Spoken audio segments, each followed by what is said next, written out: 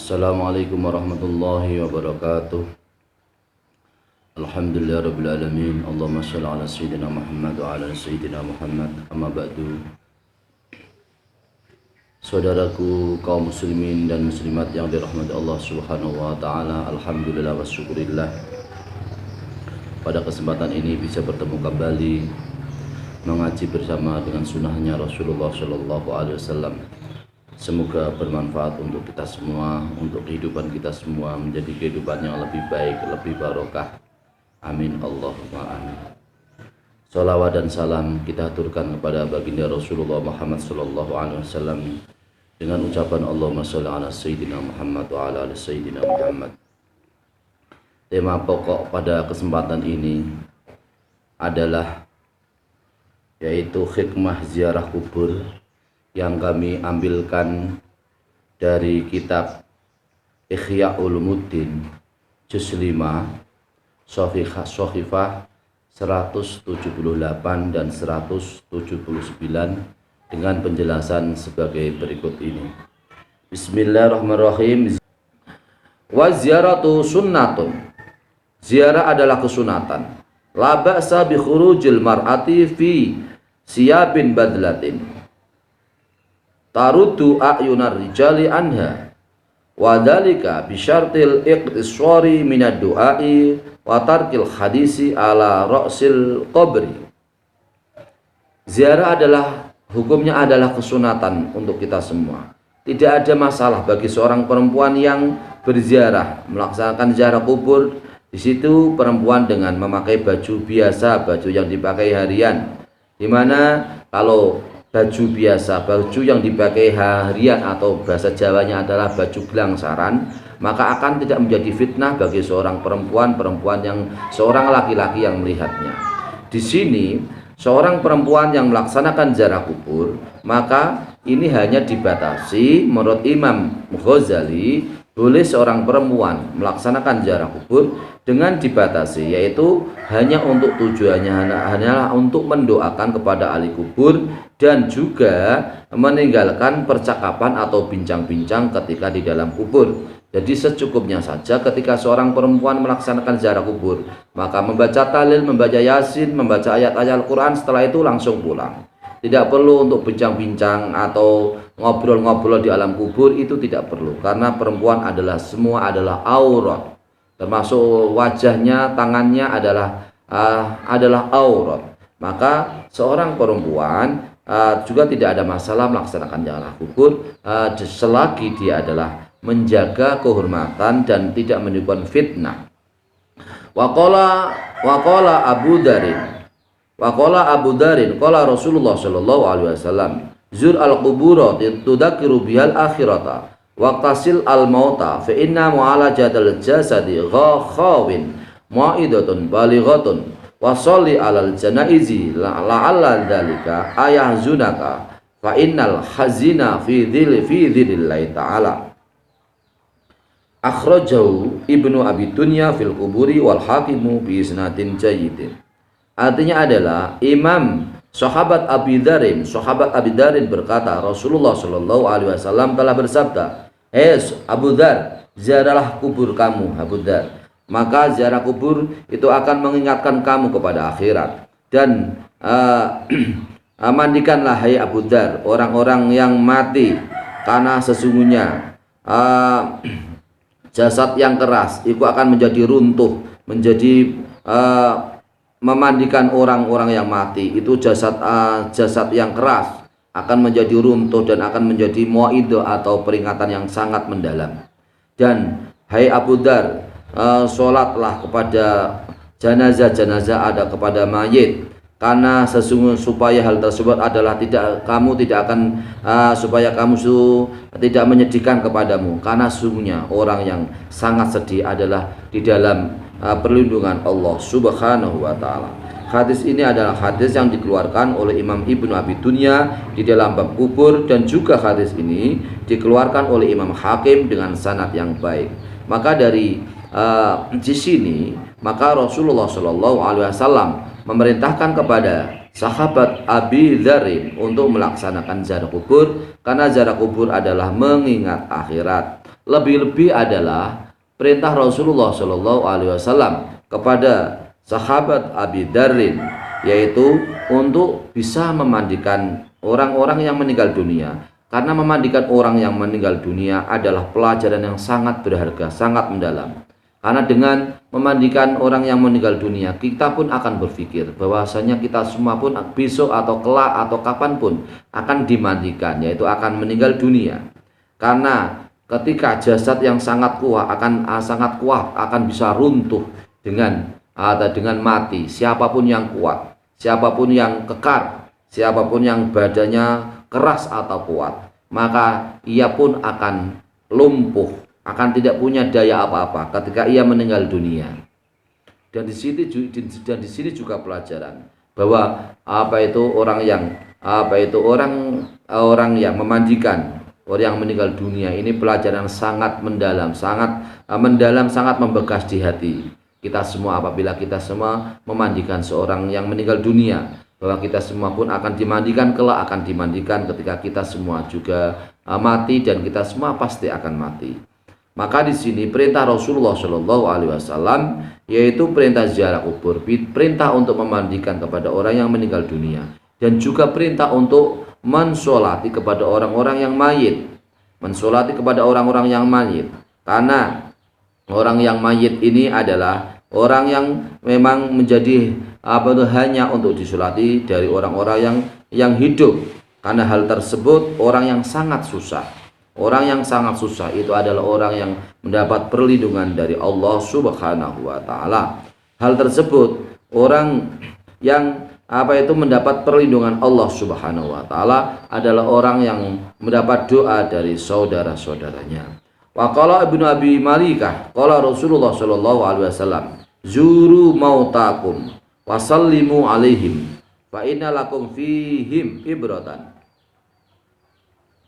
Rasulullah Shallallahu Alaihi Wasallam bersabda, yang sumbernya dari Ibnu Malikah, hei para sahabatku, ziarahlah kubur kepada orang-orang yang meninggal dunia dan berilah doa selamat kepada mereka, karena di dalam ziarah kubur itu adalah pelajaran yang berharga untuk kamu semua. Hadis ini adalah hadis yang diriwayatkan oleh Imam Ibnu Abi Dunya, akhrajahu Ibnu Abi Dunya mursalan. Hadis ini adalah hadis yang dikeluarkan oleh Imam Ibnu Abi Dunya dengan hadis mursal. Wa isnadu hasanun, dan sanadnya hadis ini adalah hadis yang hasan. Dengan demikian para saudaraku kaum muslimin dan muslimat yang dirahmati Allah Subhanahu wa taala. Di sini Rasulullah bersabda, yaitu perintah dengan perintah dhamir antum, kamu semua, zuru mautakum, ziarah kuburlah kamu semua. Berarti ini perintah Rasulullah Shallallahu Alaihi Wasallam kepada para sahabat-sahabat, yaitu mukhatabin, orang-orang yang diajak bicara, orang-orang yang menjadi mukhatab, orang yang diajak bicara adalah para sahabat-sahabat.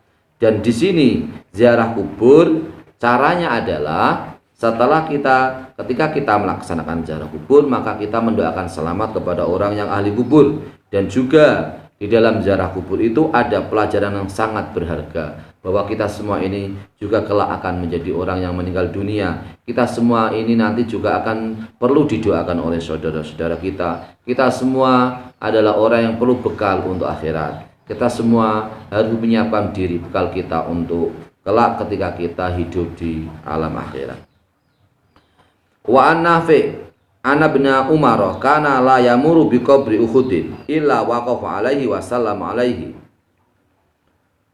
Wa an Ja'far bin Muhammad bin abihi ana Fatimah bintan Nabi Muhammad sallallahu alaihi wasallam kanat tazuru qabru amiha Hamzata fil ayyami fa tusalli wa tabqi indahu. Wa qala an-Nabi Muhammad sallallahu alaihi wasallam, man zara qabra walidayhi aw ahadahuma fi kulli jum'atin ghufira lahu wa kutiba barron. Artinya adalah hadis yang diriwayatkan dari Nafi', bahwasanya Ibnu Umar adalah tidak melewati dia tidak melewati kuburan Uhud, yaitu kuburan Uhud, kecuali ia hanya berdiri di atas kuburan Uhud tersebut dan ia memberi salam kepada kuburan Uhud tersebut. Dari Ja'far bin Muhammad, dari bapaknya Ja'far bin Muhammad, bahwasanya Fatimah binti Nabi Muhammad sallallahu alaihi wasallam, Fatimah putri Nabi Muhammad sallallahu alaihi wasallam adalah orang yang menziarahi kubur pamannya, yaitu Hamzah. Di dalam hari-harinya Fatimah selalu ziarah kubur kepada kuburan pamannya, yaitu Hamzah. Kemudian Fatimah juga mendoakan kepada Hamzah di dalam di atas kuburnya Hamzah, dan juga Fatimah menangis di atas kuburnya pamannya, yaitu Hamzah. Waqala Nabi Muhammad sallallahu alaihi wasallam, Nabi bersabda, siapa yang melaksanakan ziarah kubur pada kedua orang tuanya atau salah satunya di setiap hari Jumat, maka orang tuanya adalah diampuni dosanya oleh Allah Subhanahu wa taala, dan orang yang menziarahi, yaitu anak yang menziarahi kepada kuburan bapak ibunya, maka termasuk orang yang berbakti kepada kedua orang tuanya.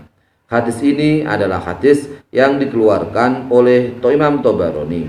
Akhrajahu at-Tabarani fi Shaghiri wal Awsati min hadisi Abi Hurairah wa Ibnu Abi Dunya fil Quburi min riwayati Muhammad bin Abi Nu'man yurfi'uhu wa huwa mu'dalun.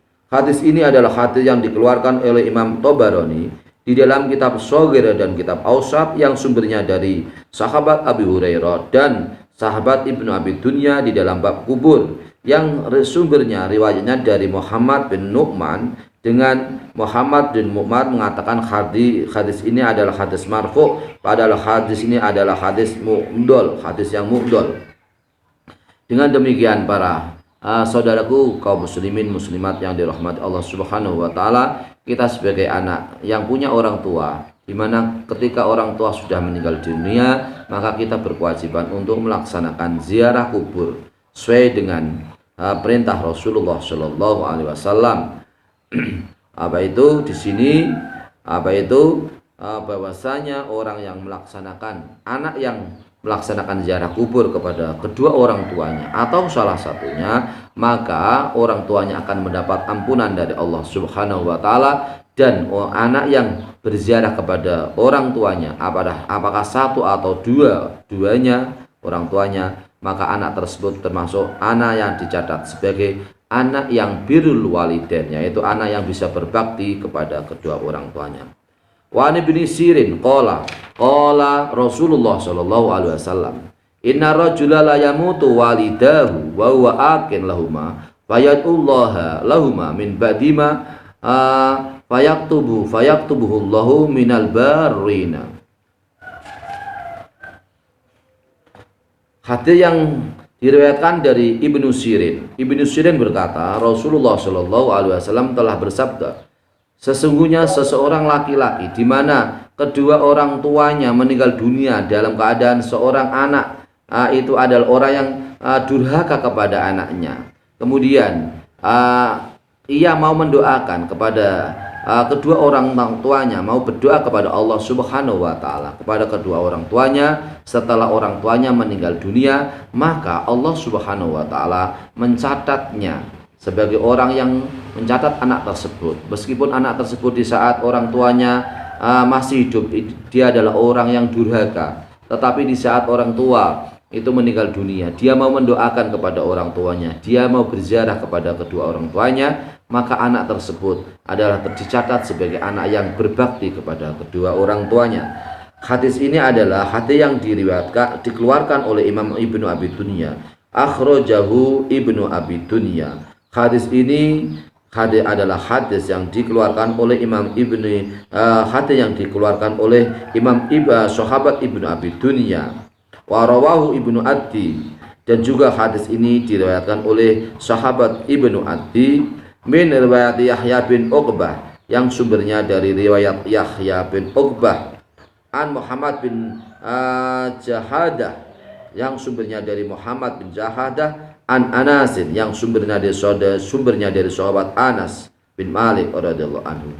Dengan demikian para saudaraku yang dirahmati Allah Subhanahu wa taala, maka kita semua punya hakul adami. Kita punya kewajiban yang berkaitan dengan manusia, yaitu kita sebagai anak memang harus bisa berbakti kepada orang tua. Ketika hidup kita harus berbakti, apalagi ketika mati kita harus berbakti kepada orang tua. Anak adalah jerih payah dari orang tua. Anak adalah hasil keringat dari orang tua. Anak yang baik adalah anak yang bisa birrul walidain, anak yang bisa berbakti kepada kedua orang tua.